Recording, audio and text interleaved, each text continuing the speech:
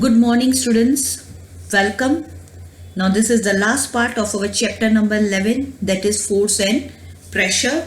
So, in previous video, we discussed about the contact and non-contact forces. Contact forces were muscular force and this one frictional force, and non-contact force were three: magnetic force, electrostatic force, and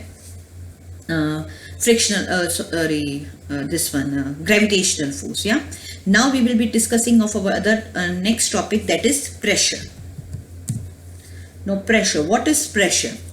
Pressure is the force acting on the unit area of a surface. किसी भी unit area पे जो force act करता है, force तो अभी हम इतना सारा फोर्स के बारे में पढ़ा है, और जो फोर्स किसी यूनिट एरिया पे एक्ट करता है, that is called pressure. Means pressure can be defined as the force upon area. Yes, students, so pressure can be defined as force upon area. If the area is smaller, the pressure is more on the surface for the same force. जितनी area कम होगी, उतना pressure is more on the surface. So they are inversely proportional. Area कम तो pressure ज़्यादा, और area ज़्यादा तो pressure come. See some more examples you will come to know. It is easier to push a nail into a wooden plank by its pointed end than its head because the pressure is more. देखो अब ये जो nail दिखाया गया है, या इसका ये सरफेस जो है, हेड पोर्शन है, इसकी एरिया ज्यादा है compare to its tail part. या तो उसको हम लोग किस साइड से हम लोग वुड में पुश करते हैं? Obviously by the tail part. वो इजियर होता है बिकॉज उसकी जो होती है एरिया कम होती है, तो उस पर इजीली ज्यादा प्रेशर लग जाता है. So always the pressure is inversely proportional to the area. And it is easier to cut vegetables with a sharp knife than a blunt knife. जो शार्प नाइफ होता है, पॉइंटेड नाइफ होता है, उससे कुछ भी कट करना ज्यादा इजी होता है कंपेयर टू ब्लंट. जो नाइफ का जो धार कम हो जाती है उसे हम ब्लंट नाइफ कहते हैं. तो उसके कंपैरिजन से आप शार्प नाइफ से इजीली वेजिटेबल्स कट कर सकते हैं. Even the shoulder bags have broad and not the thin straps to reduce the pressure. आपके जो स्कूल बैग्स होते हैं, आप ये देखेंगे उनके जो स्ट्रैप्स होते हैं, बैक स्ट्रैप्स जो आप शोल्डर पे लेते हैं, उनकी जो एरिया होती है ज्यादा रखी जाती है. ज्यादा एरिया मतलब प्रेशर कम, तो आपके शोल्डर्स पे प्रेशर कम रहता है. To reduce the pressure you have to increase the area, and to increase the pressure you have to to reduce the pressure, increase the area. To increase the pressure, reduce the area. It is just inversely proportional. यहाँ पे हमें pressure कम करना है अपने shoulders पे, तो straps की जो एरिया है वो ज्यादा रखते हैं. और जैसे कील होती है, उसमें कम जो एरिया वाला पार्ट होता है, वो जल्दी उस पर ज्यादा प्रेशर अप्लाई करना है, तो वो यूज किया जाता है. Note that the area is in the denominator in the above expression. Yeah, we saw the expression. This is the expression in which area is in the denominator. Yeah. So the smaller the area, larger the pressure. Smaller the area, larger the pressure on a surface of the same force. And the area of the pointed end of the nail is much smaller than that of its head. We just discussed. The same force therefore produces a pressure sufficient to push the pointed end of the nail into the wooden plank. So the same force will be easily, it will push the nail into the wooden plank. Can you now explain now why the shoulder bags are provided with broad straps? I have already explained you, and not the thin straps, because to reduce the pressure they are provided with the broad straps. And why the tools meant for cutting and piercing always have the sharp edges, because the blunt edges will never apply that pressure. Now, pressure exerted by liquids and gases, very important topic of your textbook, and these all are related to the activities. One by one we will be discussing the activities and we'll be continuing. Now first is we are discussing about the pressure exerted by the liquids. We are first discussing about the liquids. First activity your 11.8 in your textbook. Take a transparent glass tube or a plastic pipe. एक transparent या plastic का pipe लो या glass tube लो. आप देख सकते हैं ये एक ट्रांसपेरेंट ग्लास ट्यूब है या प्लास्टिक का पाइप है. ये student, this is transparent. Now the length of the pipe tube should be about 15 centimetre and its diameter should be 5 to 7.5 centimetre.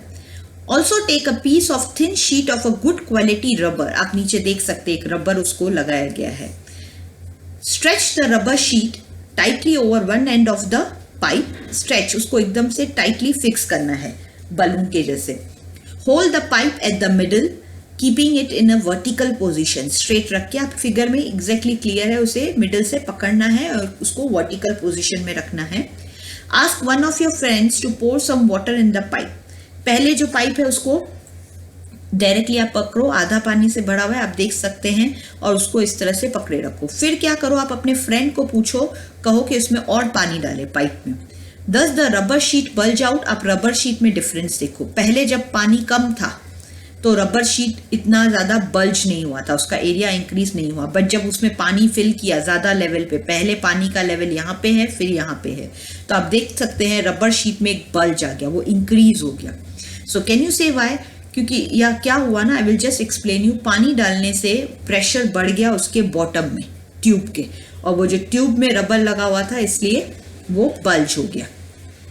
So does the rubber sheet bulge out? Yes. Note also the height of the water column in the pipe. Pipe में water column की height देखें. pour some more water. Observe again the bulge in the rubber sheet and the height of the water column in the pipe. As you will pour more and more water, it will start bulging. Repeat this process for a few more times. Can you see any relation between the amount of bulge in the rubber sheet and the height of the water column in the pipe? Of course, we can see as the height of the water column increases, the bulge in the rubber increases. And if the water column height decreases, the bulge will also decrease. Means this increases the pressure. Water level increase hoga, pressure increase hoga. So see here at the bottom it is mentioned, pressure exerted by the water at the bottom of the container depends on the height of its column. This activity can be asked in the exam also, students. Very important. Pressure exerted by the water at the bottom of the container. Container के bottom में जो pressure exert हो रहा है किस पे depend कर रहा है? वाटर कॉलम की हाइट पे. जैसे जैसे हाइट बढ़ रही है प्रेशर बढ़ रहा है, और जैसे हाइट डिक्रीज होगी कॉलम की तो प्रेशर भी कम होगा. Very important. So means liquids apply pressure at the bottom of the container. Next activity 11.9, very important. Take a plastic bottle. You can take a discarded water or soft drink bottle. कोई भी एक plastic की bottle लो जो आपके use में नहीं हो, soft drink की बॉटल लो या मिनरल वाटर की बॉटल ले सकते हो. Fix a cylindrical glass tube a few centimeter long near its bottom as shown in figure. यहाँ पे एक ट्यूब फिक्स कर दिया गया, आप देख सकते हैं. You can do so by slightly heating one of the end of the glass tube and then quickly it inserting in near the bottom of the bottle. थोड़ा हीट करके आप उसको एडजस्ट कर सकते हैं, लगा सकते हैं वहाँ पे. Make sure that the water does not leak from the joint. If there is any leakage, seal it with the molten wax. अगर कुछ लीकेज है भी तो वैक्स लगाओ. Now cover the mouth of the glass tube with a thin rubber sheet as you did in activity 11.8. Thin rubber sheet, यहाँ पे भी एक rubber sheet लगा दिया है बलून के जैसे. Yeah. Now fill the bottle up to half with the water. Half तक पहले पानी भरेंगे. What do you observe? Why does the rubber sheet fixed to the glass tube bulge this time? Pour some more water in the bottle. Is there any change in the bulge of the rubber sheet? ज्यादा पानी डालो और bulge को check करो. जैसे जैसे पानी आप इधर बढ़ाएंगे वैसे ये रबर शीट में बल्ज बढ़ता जाएगा. Means the liquid is applying the pressure on the walls of the container also. Bottom पे तो अप्लाई हो ही रहा है जो हमने प्रीवियस एक्टिविटी में देखा. Even the liquid is applying the pressure on the walls of the container. So I hope students this activity is clear to you. We will switch to the next activity. 2 activities we did, that the liquid exerts pressure on the bottom of the container and even the liquid exerts pressures on the walls of the container. Note that the rubber sheet has been fixed on the one side of the container and not at the bottom. Thus the bulging of the rubber sheet in this case indicate that the water exerts pressure on the sides of the container as well. Of course, yes. Now let us investigate further. Next activity shows you, take an empty plastic bottle or a cylindrical container. You can take a used tin of talcum powder or a plastic bottle. Drill 4 holes all around near the bottom of the bottle. Students, you have to make the 4 holes. देखेंगे आप 4 side से ये bottle के holes बनाए हुए हैं. आप ये होल्स दिख रहे हैं आपको, इधर बॉटल के चारों तरफ एक एक होल बना देना है इक्वल लेवल पे. नीचे से बॉटम से जो डिस्टेंस होगा वो इक्वल होगा. Make sure that the holes are at the same height from the bottom. Now fill the bottle with water. You fill it with water. What do you observe? Does the water is coming out of the holes? Yeah, it is coming out and falls at the same distance from the bottle. सब जो distance है ये देखेंगे, जो waterfall का जो distance है bottle में वो सब जगह से एक ही distance है, एक ही distance पे पानी गिर रहा है. So what does this indicate? This indicates that the liquid exerts pressure at the same depth. उनका depth भी जो होता है वो same होता है. So can you now say that the liquids exerts pressure on the walls of the container? Yes. Do gases also exert pressure? Do they also exert pressure on the walls of the container? Let us find out. When you inflate a balloon, why do you have to close its mouth? What happens when you open the mouth of an inflated balloon? Suppose you have a balloon which has holes. Would you be able to inflate it? If not, why can we say that the air exerts pressure in all the direction? कभी आप balloon inflate करते हैं, फुलाते हैं, तो उसके mouth क्या करते हैं? उसके माउथ को क्लोज रखते हैं, नहीं तो क्या होगा? एयर रिलीज हो जाएगी. And what happens when you open the mouth of the inflated balloon? एकदम प्रेशर के साथ एयर रिलीज होती है. आप कभी भी चेक करो. And suppose you have a balloon which has holes. Can you inflate it? No. So, do you recall what happens to the air in the bicycle tube when it has a puncture? It will come out of the tube. Do these observations suggest that the air exerts pressure on the inner walls of an inflated balloon or a tube? आप balloon को कभी ज्यादा फुलाओ, जरूरत से ज्यादा अगर हवा बढ़ेंगे तो क्या होगा? बलून फट जाएगा. इसका मतलब जो एयर है वो गैस है, वो बलून्स के वॉल्स पे भी प्रेशर एक्सर्ट करती है. In the same way wheel कभी पंचर हो जाता है तो आप उसको टच करके हाथ से प्रेस करेंगे तो एकदम आप प्रेस कर सकते हैं, मीन्स उसके वॉल से हवा रिलीज हो गई है. So we find that gases to exert pressure on the walls of their container. Yeah, students, understood? So gases also exerts pressure on the walls of their container. And the three activities we just did are very, very, very important from the exam point of view also. Now, last topic of the chapter is atmospheric pressure. Now, a layer of gases is present around the Earth's surface. The air present in the atmosphere exerts a pressure on the Earth, which is called atmospheric pressure. A layer of gases we know is present all around the Earth's surface. And the air present in the atmosphere exerts a pressure on the earth which is called the atmospheric pressure. जो atmosphere में air pressure present है, वो जो earth पे pressure exert करती है, उसे हम कहते हैं atmospheric pressure. Very easy. And the value of the atmospheric pressure at the sea level is 101,325 Pascal. Very important. This is the atmospheric value at the sea level. The atmospheric pressure keeps on increasing as we move towards the Earth's surface. Earth की surface की तरफ atmospheric pressure ज़्यादा होता है. जैसे जैसे Earth से दूर जाते हैं, ऊपर height पे जाते हैं, atmospheric pressure कम हो जाता है. See, top of the atmosphere. Weight of the air in the column applies a pressure to the point X. Surface है, unit area है. Yes, तो इसे X पे जो होता है, point X पे है, वो pressure ज़्यादा होता है. The amount of atmospheric pressure upon us is quite larger due to the large surface area of the atmosphere around the earth, but we do not experience any of its effects. अब इतना ज़्यादा pressure हमारे ऊपर भी है अर्थ के जो surrounding में, क्योंकि surface area बहुत ज़्यादा है atmosphere की, उस वजह से हमारे ऊपर pressure बहुत ज़्यादा है, but हम उसका effect नहीं feel करते या हम कभी crushed नहीं होते हैं. अगर इतना ज़्यादा pressure हमारे ऊपर एटमॉस्फेयर का है कि अगर हमारे बॉडी को नहीं सह पाए तो हमारा बॉडी क्रश हो सकता है, बट ऐसा क्यों नहीं होता है? This is so because the pressure of the air inside our body is equal to the atmospheric pressure. हमारे बॉडी में जो प्रेशर है एयर का, वो एटमॉस्फेरिक प्रेशर को बैलेंस करता है. Very important. So these are also fluids present in our body that exert a pressure inside our body. हमारे बॉडी के अंदर भी एक बहुत ज़्यादा प्रेशर है, जैसे ब्लड प्रेशर, ये वो सारे फ्लूइड्स हैं, वो प्रेशर एक्सर्ट करते हैं. इसलिए एटमॉस्फेरिक प्रेशर को वो बैलेंस कर देते हैं, नहीं तो हमारा बॉडी क्रश हो जाए, इतना ज़्यादा एटमॉस्फेरिक प्रेशर है. And hence our body easily obtain a balance with the atmospheric pressure. However, sometimes at higher altitudes where the atmospheric pressure is low as compared to that at the Earth's surface, low altitudes, nose bleeding occurs. High altitudes, कभी पहाड़ों वगैरह पे जाओगे तो वहाँ पे atmospheric pressure कम होता है, हमारी बॉडी के अंदर प्रेशर ज़्यादा होता है कंपैरेटिवली, इसलिए वो नोज ब्लीडिंग आ सकती है क्योंकि वो प्रेशर से लिक्विड्स बाहर आते हैं.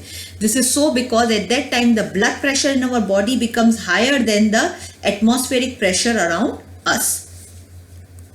Look at how few atoms are pressing down on the guy at the top of the mountain. अब देखो ऊपर जो होता है लोअर प्रेशर होता है, तो जो एटमॉस्फेरिक प्रेशर होता है उसके ऊपर नीचे की तरफ प्रेशर लगाता है. और जब लोअर लेवल पे look at all the atoms pressing down on the guy at the bottom of the mountain, ऊपर देखो एटमॉस्फेरिक प्रेशर कम है, लोअर प्रेशर और नीचे जो होता है हायर प्रेशर होता है। तो इतने सारे जो मॉलिक्यूल्स है वो नीचे एक्ट करते हैं, बट ऊपर जाते जाते एटम्स कम हो जाते हैं, इसलिए बॉडी का जो प्रेशर है वो एटमॉस्फेरिक प्रेशर से ज्यादा हो जाता है। Yes students, so this is how कोई भी आप क्योंकि हमारे जो सर की जो सरफेस एरिया भी होती है ना वो बहुत ज्यादा होती है। The force due to air in a column of the height of the atmosphere and area 15 into nearly equal to the force of gravity on an object of mass 225 kg. The reason that we are not crushed under this force of gravity is that the pressure inside our bodies is also equal to the atmospheric pressure and balances the pressure from outside. The area of my head की जो area होती है वो 15 into 15 centimetre है। So how much force will exert on my head? Head पे हमारा कितना pressure होगा? It is equal to 225 kg होना चाहिए। इतना आपके हेड पे एटमॉस्फेरिक प्रेशर है, बट उसके हिसाब से भी आप कभी क्रश नहीं होते क्योंकि हमारी बॉडी का जो प्रेशर होता है वो उसको बैलेंस करता है। Now this was one more information given in your textbook. At the last of your textbook you can see Otto von Guericke, a German scientist on 17th century, invented a pump to extract air out of the vessel. Vessel में से air को extract करने के लिए उसने एक experiment किया था, बताया था। With the help of this pump, he demonstrated dramatically the force of the air pressure. Air pressure का force उसने ड्रामेटिकली एक्सप्लेन किया था, किया नहीं था, पॉसिबल नहीं है किसी में से भी कंप्लीटली एयर रिलीज करना, बट वो एक ऐसा पंप उसने बनाया था जो कंप्लीट प्रेशर सब्सटेंस में से निकाल दे। He joined two metallic hemispheres of 51 centimetre diameter each and pumped air out of them. ये जो हेमिस्फीयर्स हैं इसमें से कंप्लीटली एयर उसने निकाल दी, जो पॉसिबल कम होती है, बट एक एक्सपेरिमेंट ऐसे डेमोन्स्ट्रेट किया। Then he employed 8 horses on each hemisphere to pull them apart. 8 horses को अप्लाई उस पे एम्प्लॉय किया जो उस हेमिस्फीयर को अलग कर सके, बट वो 8 हॉर्सेस भी दोनों तरफ 8 हॉर्सेस मतलब टोटल 16 हॉर्सेस के प्रेशर लग रहा था, बट वो हेमिस्फीयर अलग नहीं हो रहा था क्योंकि अगर अंदर से कंप्लीट एयर निकाल दी जाए तो इतना वो बाहर का एटमॉस्फेरिक प्रेशर इतना ज्यादा होता है कि वो दोनों हेमिस्फीयर्स को आपस में चिपकाए रखती है। So great is the force of air pressure that the hemispheres could not be pulled apart, एक दूसरे से दूर नहीं हो सकते। एक एक्टिविटी भी आपके स्टूडेंट्स टेक्स्ट बुक में दी गई है, take a good quality rubber sucker. Rubber sucker आप लोगों ने देखा होगा ना, ऐसे विंडोज वगैरह पे भी लगाए जाते हैं, कांच के विंडोज पे। वो रबर सकर्स क्या होते हैं, या ऐसे गन्स आती हैं जिसमें आगे रबर सकर्स होते हैं, वो दीवार पे चिपकने वाली उनकी बुलेट्स होती हैं। तो उससे क्या होता है, it looks like a small rubber cup, press it hard on a smooth plane surface, does it stick to the surface? Surface पे स्टिक होती है, यस स्टिक हो जाता है ना वो कभी कभी प्रेशर से। Now try to pull it off the surface, can you do it? उसको खींचने में हमको प्रेशर लगता है, क्यों? क्योंकि ऐसे करने से जो हम वॉल और रबर सकर के बीच का एयर को रिमूव कर देते हैं। या students, but completely air remove करना is not possible. This is just the demonstrated experiment shown in your textbook. उस साइंटिस्ट ने परफॉर्म किया था, हॉर्सेस पुलिंग द हेमिस्फीयर, जो उसको सेपरेट इतना ज्यादा एटमॉस्फेयर का प्रेशर है वो दिखाया गया है। So students, I hope you understood this chapter. We have completed our chapter here. Please go through all the videos once again and we'll be sending you the worksheet after the completion of this chapter. Thank you students. Stay safe. Keep learning.